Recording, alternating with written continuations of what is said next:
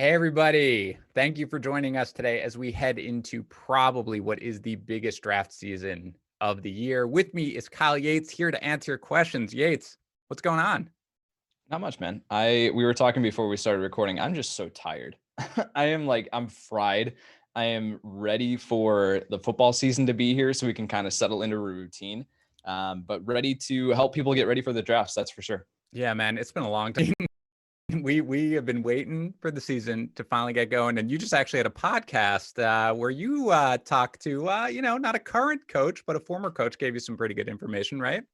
Yeah. We just recorded a podcast like an hour ago with Jeff Fisher, uh, head coach in the NFL for 20 years. So that was fantastic to just lean into his experience and just talk about matchups and everything. Just who determines who gets the ball. Is it the quarterback or is it the coach? All that. It was just a ton of fun. So that will release. I think we're aiming to publish that on Sunday. So that's a must. That's going to be a must listen. And did you call him Fish? Did you call him Yeah, Bud, I just came right Coach? into the room, was like, "What up, Fish?" Yeah, that's uh, how most people go by. yeah. Did you call him Coach? Like No, legitimately? no, sorry. I called him Jeff. He was like, "Don't call me coach," because if I had a player come up to me and call me, say, "Hi, coach," I would call them back and just say, "Hi, player." Okay. So he was like, "Call me Jeff."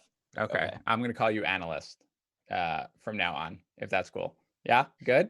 Okay. So we are going to be taking all your questions coming in right here as I slowly learn to navigate the chat going on here. And why don't we just get into it? Are you ready to answer some questions here on our Q&A? Yeah, yeah. Let's do it. Awesome. Okay, let's go. Should I draft Derrick Henry or CH in half PPR formats? Currently, I have Derrick Henry. Actually, hold on. Yeah, check Um, your rankings. Don't check my mistake. rankings. I actually have Clyde Edwards-Helaire above Derrick Henry in half PPR. You have moved him. Is Edwards-Helaire fifth at this point? Edwards-Helaire is seventh. I am holding. So Mixon and Dalvin Cook are currently still above CEH in my rankings. There are concerns though, right? And I'm sure that there are going to be questions that talk about this, but I'll just answer it now. Like Yep. with Joe Mixon potentially doing this holdout thing, a minor injury, we need more news. But that's a concern that if you spend a first round pick on a running back, you need them to be on the field. And it's the same thing with Dalvin Cook. When you have Adam Schefter coming out and saying that there is some buzz that Dalvin Cook might be holding out and might not be playing this season, like the CBA, the new CBA makes it pretty difficult for that to happen. So I'm a little confused, right? But where there's smoke, there's fire. And so if you are drafting, like let's say that you're drafting tonight, and you're on the clock and you have the choice of Dalvin Cook, Joe Mixon, Clyde Edwards-Helaire, and Derrick Henry, I honestly think at this point, for me personally, I would be taking Clyde Edwards-Helaire just because of his involvement in this offense. He's going to see volume, and there's no concern of him holding out. With Derrick Henry, for him to finish as a top 5 running back, he has to do it on the back of 300 plus carries like he did last year and the 16 rushing touchdowns that he had due to his lack of involvement in the receiving game. So with what Clyde Edwards-Helaire can make up for with his involvement in the receiving game, Derrick Henry has to do it on the back of insane touchdown production. Can he do it? Sure, but it's a gamble. I'm still taking right now Henry over Edwards-Helaire, but man, it's such a small gap at this point because I really, really want. I think you were talking about a podcast recently. Would you be okay starting with basically the Chiefs quarterback, the Chiefs running back, the Chiefs Right. tight end, and the Chiefs wide receiver? Could they all finish number one at their position? Yeah, they really could. So if I can get some shares of Edwards-Helaire, I probably would. How do you feel about Philip Lindsay right now? You've obviously got, Melvin Gordon being in there. But whether or not you think, is this going to be something where Gordon takes really the lion's share of the backfield? The Broncos have historically been really 50-50 last year between Lindsay and Freeman. So what do you think the value is of Lindsay this year? Yeah, I have Melvin Gordon at RB20 right now, and I have Philip Lindsay at RB30, which Okay. Lindsay ranking him there is above ECR. So I like Lindsay this season. They're not going to move away from a guy completely that is back-to-back 1,000-yard seasons and as good of a pass catcher out of the backfield as he is. So Lindsay, I think, is going to be this compliment. It's not going to be a true comparison, right, to call him an Austin Eckler to what Melvin Gordon, like that type of workload. But I think Lindsay is still going to be involved. I think he's going to be the predominant receiver out of the backfield in this offense. Gordon, of course, will still see work. So Lindsay doesn't have this top 15 upside. Even if Gordon were to go down, I don't think I'd feel comfortable saying that he has that upside. But to be this kind of guy, like, Dan, what do you think about this? Like, James White this season, I'm not a huge fan of drafting. Could Philip Lindsay be this new James White? This guy that we view that you put him in a lineup in a full PPR and he's going to be fine. He doesn't present this huge upside, but he's going to get you 8 to 10 points a week. I don't think so. I mean, I think he could get you that many points per week. I don't think he's going to do it in the James White fashion, right? I mean, even last year, Royce Freeman was really the pass catching back over Lindsay, who's still there, by the way. So it is something where, look, I have Lindsay in half PPR 34th, but I have Gordon 24th. So I'm not really keen on either one of these guys. When I'm in that range, when I'm looking at the back end for RB2, Gordon's just the guy I find myself not gravitating towards. Now, we don't know what it's going to look like. New offensive coordinator, obviously, this year. But again, last year, Drew Lock did not target the running backs heavily, at least when he came on, right, to start, much less than Joe Flacco did. All right, let's go. Would you take, and this is interesting because, look, we do a lot of analyst drafts, so quarterback values are generally depressed. Would you take Lamar Jackson in the third round of a PPR draft? Of just a normal 1 QB? 1 QB, PPR. I assume 1 QB, that's the question, but let's go 1 QB. Because in a Superflex, I assume you're taking him within the top. Yeah, within the top 3 picks. Yeah. In a 1 quarterback league in the third round, I'm fine with that. You just have to do the mock drafts, right? I'll say this, like, you have to do the mock drafts and see, one, if you can get Lamar Jackson there, and then how you like your roster at the end of it. Are you comfortable taking Lamar Jackson in the third round? From a value perspective, I'm fine with that. I think that's a nice spot to be able to pull the trigger on him. Same thing with Patrick Mahomes. They're kind of back to back for me. But when you take that quarterback early, do you like the way that your roster looks versus if you load up on a running back, a wide receiver there, or even taking one of the tight ends, right? George Kittle or Travis Kelce there, and then grabbing like a Cam Newton, a Matthew Stafford, a Matt Ryan, Aaron Rodgers late. Like, do you prefer the way that your team looks in that sense versus taking them third? But from just the same, like, from a value perspective, I'm fine with that. Yeah, I've got him ranked 32nd. So that's the back end. Let's assume 12 team leagues in half PPR rankings. That's, a back end of the third round pick. I think it's fine to do it there. I agree with you, though. When push comes to shove, and this is hard when you're creating rankings, right? Which I try to do as draft rankings. When push comes to shove, I'm probably not pulling the trigger there just because there are so many still really, really quality running backs and wide receivers available at that point. Tight end's a little different for me, as we've talked about. I'm willing to pull the trigger on Kelce and Kittle in the second. But for quarterback, especially like you said, Cam Newton, there are guys going undrafted. You're like, I will roll with this guy. So I think they definitely go in there. How high are you, especially Yates, you're more of a dynasty guy. How high are you on DJ Moore for dynasty purposes? In a full PPR, I love him.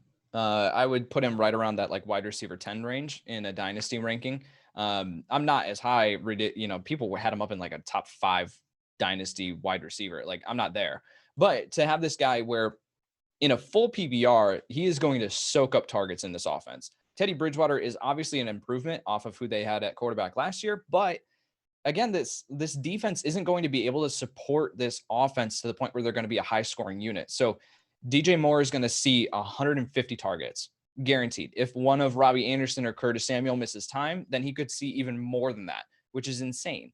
But from a touchdown perspective, he's not going to get enough volume there to jump into the top 10 in a full, in a half PPR or standard or anything like that. He's going to be fine.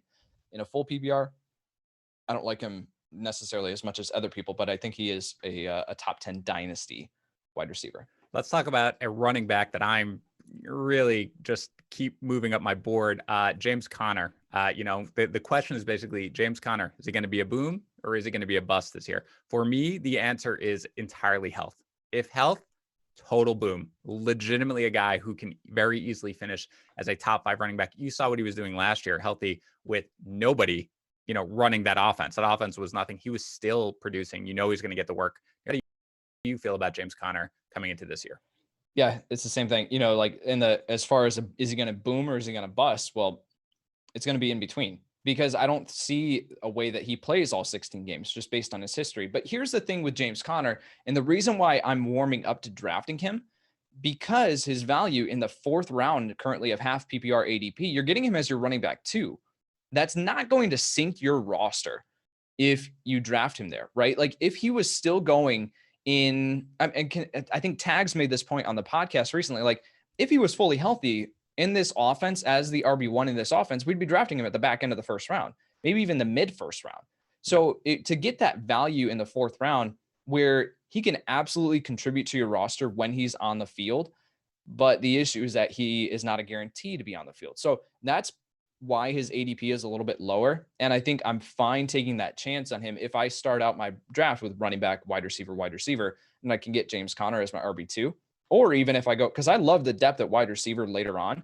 If I go running back, and then running back again, that James Conner is my RB3.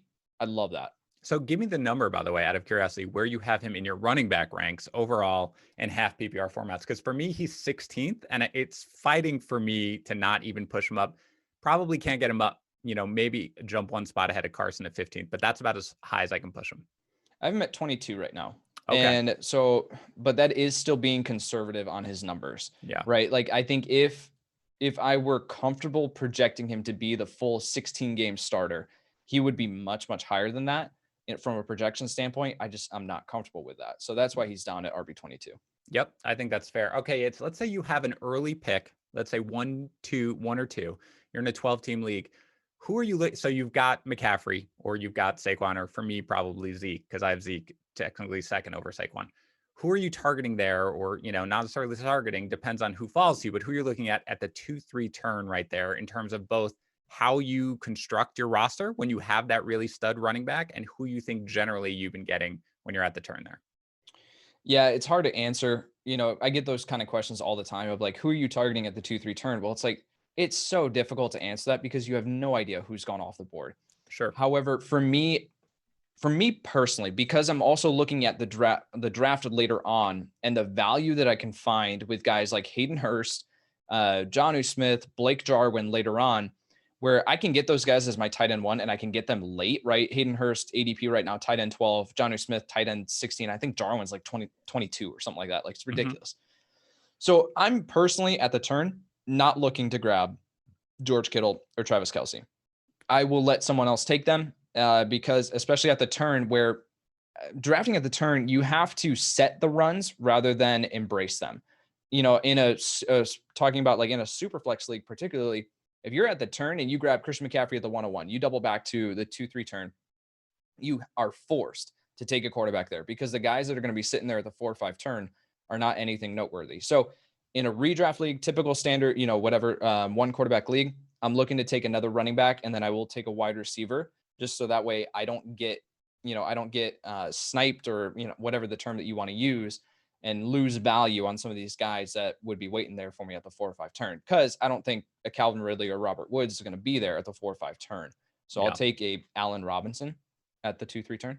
Yeah. So for me, I just yesterday drafted sort of my approach to tight ends, and it really is whatever you want it to be. Because again, you've talked about it. There are guys you can not draft a tight end in your draft and have a guy like Jarwin or something like that who you think can probably give you almost tight end 1 value, the difference between the guys going 12th.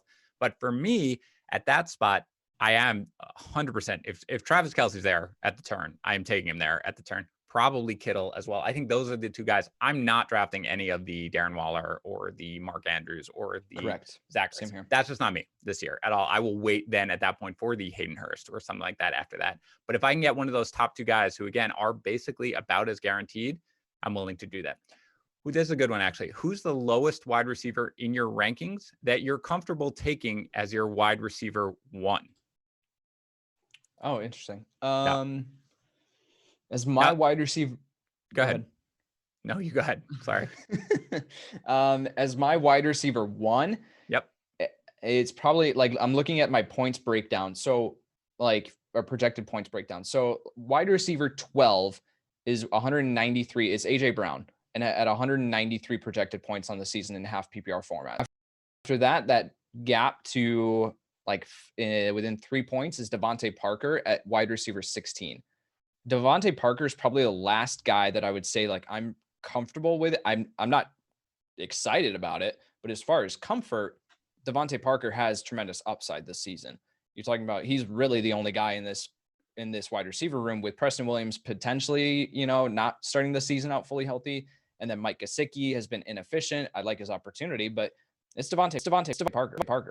So Parker would be the next guy, or would be the final guy that I would be comfortable with as my wide receiver one if I wanted to load up on running back and tight end early. And where do you have Parker ranked in your wide receiver rankings overall? 16. Okay. So I would probably look, I get this type of question all the time. For me, it obviously, as you said, it's completely dependent on what the rest of your roster looks like, right? Like I don't mind going in with a, not nearly a strong wide receiver one if I've got, again, Kelsey and I've got maybe Mahomes if I decided to go that route. See how I said route there? Or and load up on running back. Sorry, that's an inside joke. They tease me because I say route instead of route, but whatever. I think for me, I would go down to even 21 in my rankings, who's DJ Chark, which by the way, I probably should have higher to be fair. He's a guy, again, what he did last year before he got injured.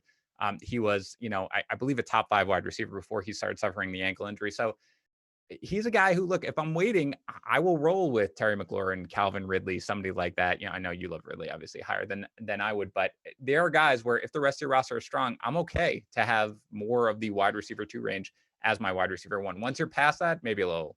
Yeah, and I guess it depends on how you want to answer the question as far as if I'm looking at my wide receiver rankings or if I'm looking at ADP.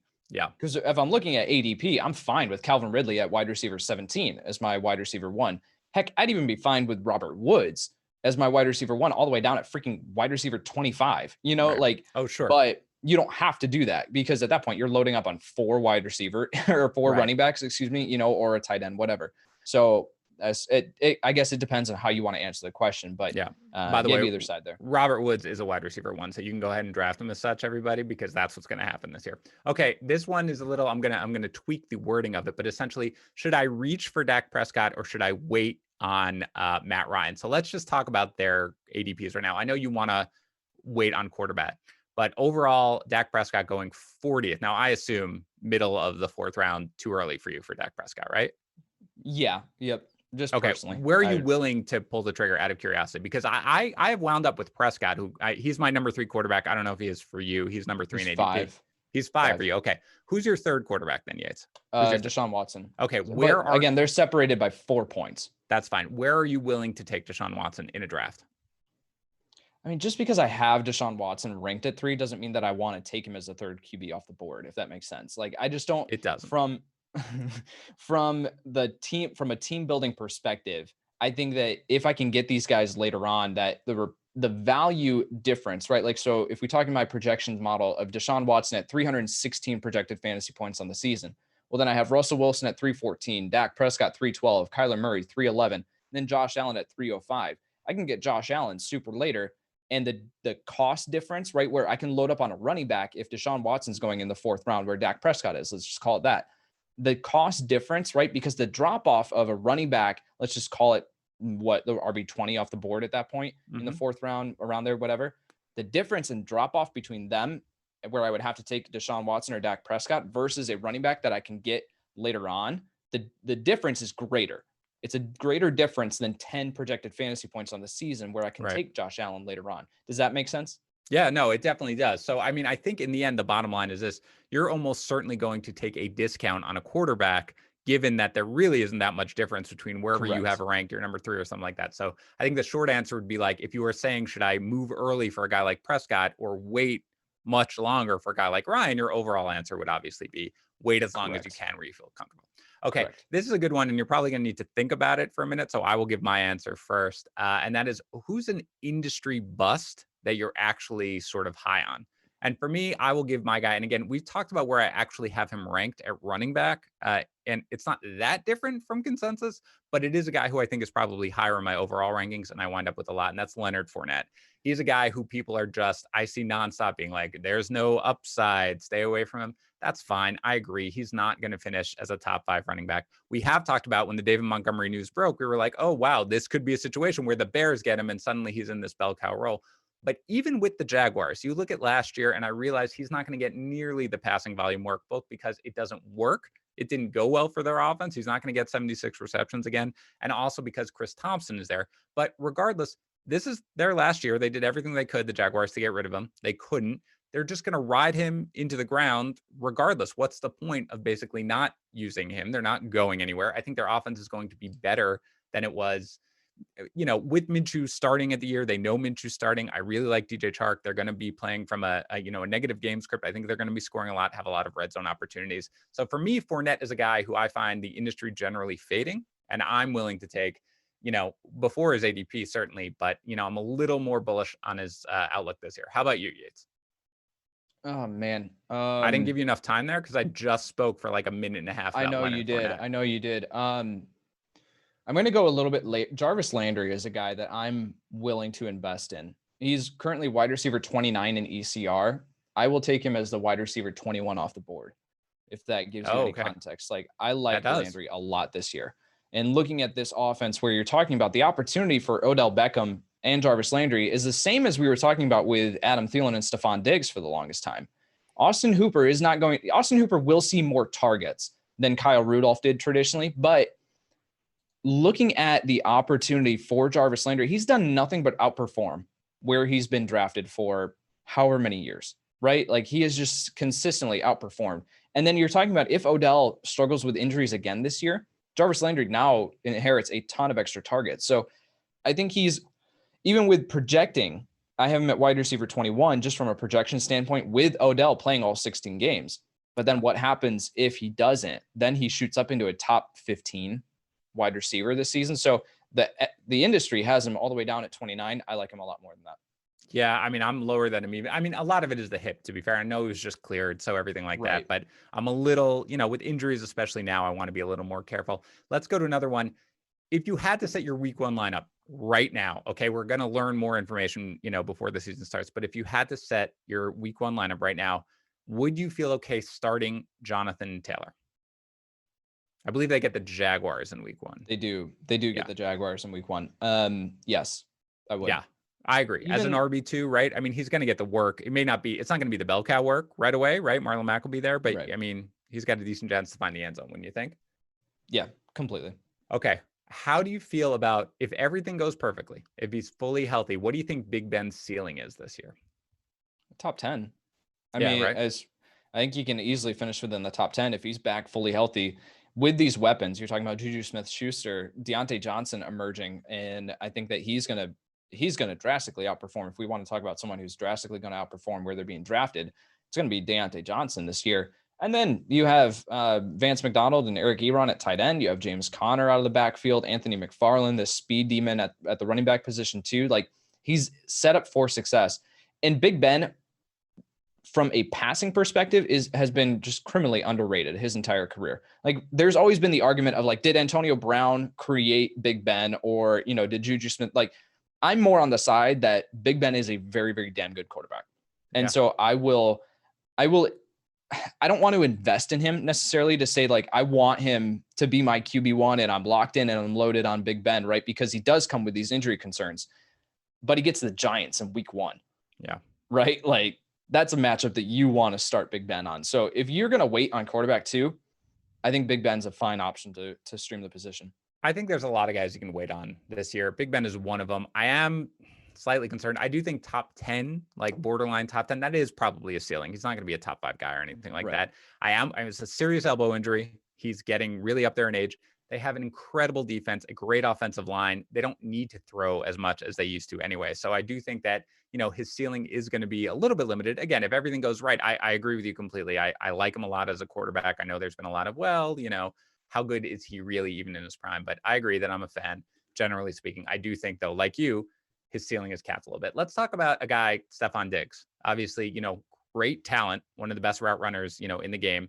He's going to the Bills this year, and a very inaccurate quarterback, deep at least. Where do you think the floor is for Stefon Diggs? And where do you think the ceiling is for Diggs in terms of where he could finish this year as a wide receiver?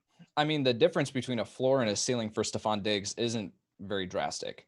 It's like there's really not a wide range of outcomes for Stefon Diggs this year, in my opinion. I'm at wide receiver 29 right now in my rankings.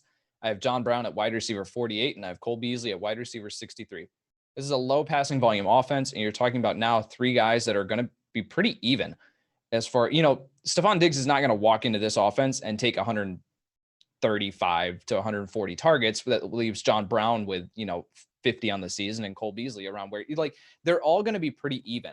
And so in that instance, it cancels each other out for fantasy football. So I think Stefon Diggs, as good as he is, and he's going to present these games where he hits one big, deep pass from Josh Allen, he makes it work, and we're all going to fall in love with him. He'll have like a 2 for 50 stat line and a touchdown, right? Sure. And then everyone's going to be all back in on Stefon Diggs, but then the next game he could present you with 3 for 30 and 0 touchdowns, right? Like, I think that it's just going to be, he's going to be fine at the end of the season, but from a week in and week out volatility perspective, he's just not someone I'm looking at. Okay, we touched on this earlier, but I'm getting a lot of questions on Dalvin Cook. That's what I'm seeing. People who are drafting tonight, drafting tomorrow. The Schefter report has scared a lot of people. And again, you brought it up. It makes no sense to hold out. You don't gain anything necessarily Right. with the way the CBA is. So you're drafting tonight. This is what we know right now. What are you actually doing? Push comes to shove. You're on the clock. Where do you think you're taking Dalvin Cook? Is he still in the first round, or is he just but he's falling behind the Derrick Henrys and the CEHs? Yeah, so I'll put this in the context of the running back perspective. So I will take Christian McCaffrey. I'll take Saquon, Zeke, Alvin Kamara. I'll take Clyde Edwards-Helaire, Derrick Henry. I'm fine. Honestly, like, I'm fine. Flip a coin with Derrick Henry or Clyde Edwards-Helaire. I'm fine with either one, right? Yep. After that, you're entering into Joe Mixon, who has his own concerns. Kenyon Drake in a walking boot. Miles Sanders, not practicing right, is still saying that he's going to be ready for week 1, right? Like, there is just a ton of unknowns with these guys. After Derrick Henry and Clyde Edwards-Helaire, I'm fine taking Dalvin Cook, because everyone else after that comes with their own question marks. Josh Jacobs comes with huge question marks about his involvement in the receiving game.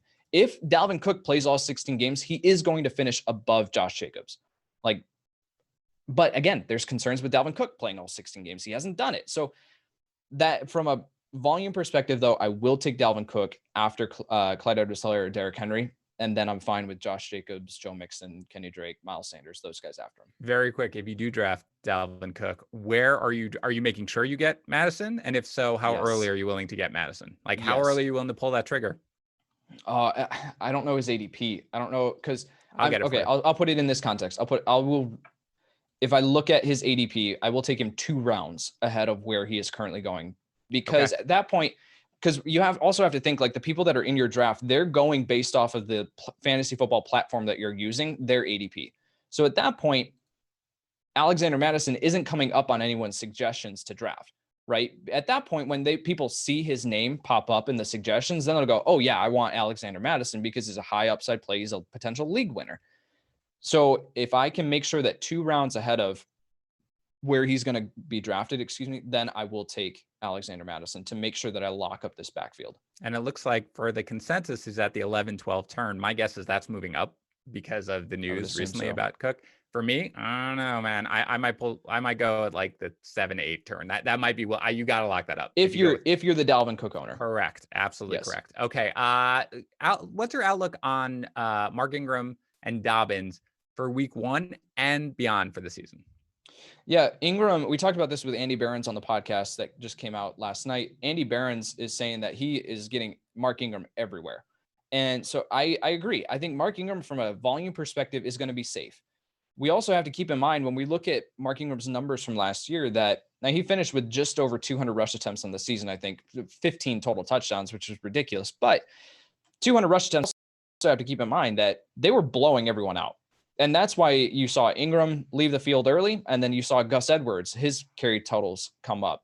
And so I think Ingram doesn't have the ceiling that he did last year, right? I don't think Ingram, with Dobbins healthy, is going to get into the top 15. I just don't see it. I think Ingram will be the guy. So I'll call it like a 60-40 split, but then you also have Edwards and Justice Hill potentially. But as far as between the two of them, so Ingram, I think, has this safe floor, RB2 floor. I think he's going to see enough work in a very high scoring offense that he's still going to have the opportunity to score every single week, that he'll be fine for you. But I don't think he presents this huge upside. As far as Dobbins, I think he's just going to be on the edge of a flex, right? Like, he's going to be this guy that you could roll into your flex on a weekly basis. And if he scores, you're going to be happy. If he doesn't, you'll be like, why did I start him? But again, league winning upside if Mark Ingram goes down. All right, let's do our last one. And I've saved this one for you, Yates, because I know you're in Superflex excellence right now. And maybe we could talk about this for a 12-team Superflex. Now, you just did a draft on the podcast recently with Tags, and I believe it was Matt Harmon for a Superflex draft. What's the latest that you'd feel comfortable drafting your first quarterback in a super flex league? And what's the earliest you feel like you draft your second quarterback in a super Sure. flex league? So I have this like unspoken rule in Superflex leagues where I'm looking to walk out of my first 4 rounds with 2 quarterbacks. I know that that may seem a little bit exorbitant to people who haven't played Superflex, but if you've played that format at any point, you know how valuable having these type of quarterbacks are. Not only just from the perspective of like being able to have the positional advantage, right? Where you can obviously start a quarterback in your quarterback slot. That was spot and slot mixed together. And then also in your super flex position, right? But then they become currency in super flex leagues. If someone, and we saw a ton of quarterbacks go down with injury last year, if someone in your league doesn't deploy this strategy where they're loading up on quarterbacks, let's say they take one in the 3rd round and then they don't take another one until the 7th because they devalue the position, and they have one of their quarterbacks go down, they're going to now come to you because you have extra quarterbacks and say, okay, I need this quarterback. Here's what I can give you. And then you can hold them hostage. You can trade this quarterback and treat them as currency. So I prefer to load up on quarterbacks. And then I'm looking to take another one in the 8th or 9th round, get this like back, like I started a dynasty draft recently with Russell Wilson and Josh Allen in the 2nd and 3rd rounds, and then had Derek Carr in the 9th round.